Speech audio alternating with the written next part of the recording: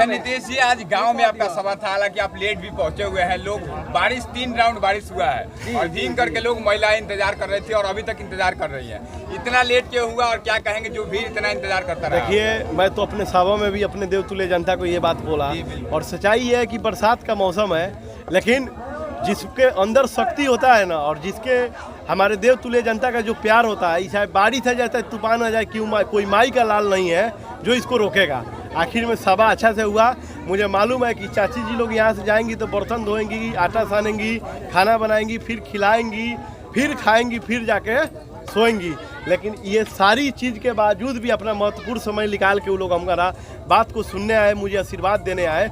इसे खुशी के बात नीतीश द्विवेदी के लिए और कुछ नहीं हो सकता है। विधानसभा क्षेत्र में बहुत सारे लोग हैं, लेकिन इस तरह का सभा कोई गांव-गांव पहुंच नहीं रहा है। शहरों में घूम रहा है, जहां पर लोग रहते हैं, बाजारों में जा रहा है, लेकिन आप गांव-गांव में जा रहे हैं। गांव में जाने का मेन मकसद क्या है? देखिए, सच्चाई तो ये जान लीजिए कि भाई साहब की मेरा जो यात्रा है 1708 दिन से चल रहा है और 1708 दिन जो है ये कोई साधारण दिन नहीं होता है। आप इस दिन को गिनिएगा तो एक विधायक का आधा से अधिक कार्यकाल का अंदर का बात है, मैंने खत्म हो जाता है। लेकिन फिर भी मैंने यहाँ पे आज शंकरपुर में आया और मेरा उद्देश्य है कि मैं जब परीक्षा में बैठने के पहले मैं अपना एक एक किताब और एक एक विषय को बहुत अच्छा से ढंग से मैं पढ़ाई कर लूँ। यही किताब मैं शंकरपुर का पढ़ने में आज ये टोला में मैं आया था।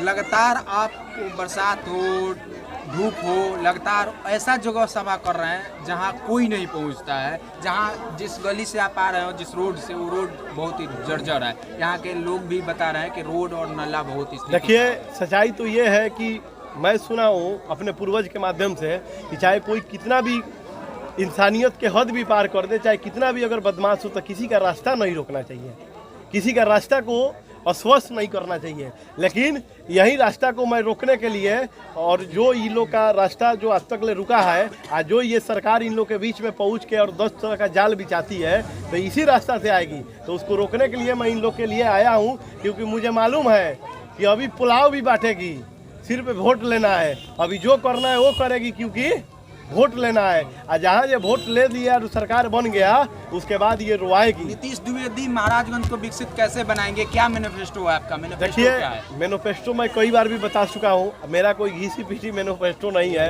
कि भुखमरी हटाओ, गरीबी हटाओ, ये सब, क्योंकि ये 78 साल देश को आज़ाद हुए हो गया, आज तक ले यही चल रहा है। मेरा मैनिफेस्टो एकदम महाराजगंज के लिए क्षेत्रीय है और महाराजगंज के लिए ही बेस्ट है। जब आप इस पर बैठिएगा, अभी मेरा यात्रा भी निकलेगा, वो यात्रा बहुत अलग यात्रा रहेगा, एक एक मैनिफेस्टो का यात्रा रहेगा।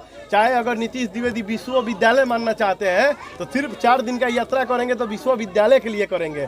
अगर नीतीश द्विवेदी महाराजगंज को जिला बनाना चाहते हैं तो 4 दिन का महाराजगंज के अंदर जो यात्रा करेंगे वो सिर्फ जिला के लिए करेंगे। अगर नीतीश द्विवेदी स्वास्थ्य को मजबूत करना चाहते हैं तो 4 दिन का यात्रा करेंगे तो सिर्फ स्वास्थ्य के लिए करेंगे। एक एक मैनिफेस्टो पे मेरा यात्रा होगा। नीतीश जी, यहाँ के वर्तमान विधायक का नाम इस विधानसभा के लोग नहीं जानते हैं और आप विधायक नहीं है, अभी 3 साल से जनता के बीच आ रहे हैं, काफी मेहनत कर रहे हैं, लेकिन आपको बिहार तक लोग जानने लगे हैं। बिहार में एक नाम आ गया। सच्चाई ये है कि जिस धरती पे हम लोग पैदा लिए, इस धरती का नाम है कर्म भूमि। जो कर्म करेगा उसका फल बहुत माने मजा मिलेगा, उसका नाम होगा।